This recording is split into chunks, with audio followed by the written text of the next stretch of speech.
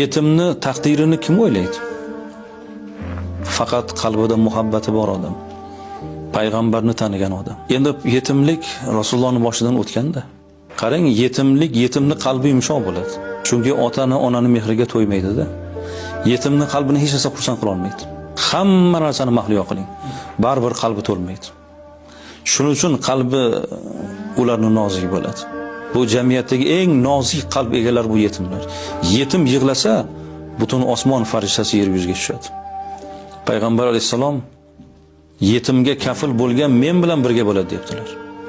Demak, yetim parvarlik, yetimga yaxshilik qilish, yetimni boshini silash bu payg'ambarga qo'shni bo'lish. Musa payg'ambarga qo'shni bo'lganning fazilati nima bo'ldi? Tarozida halol bo'lgan bo'ldi.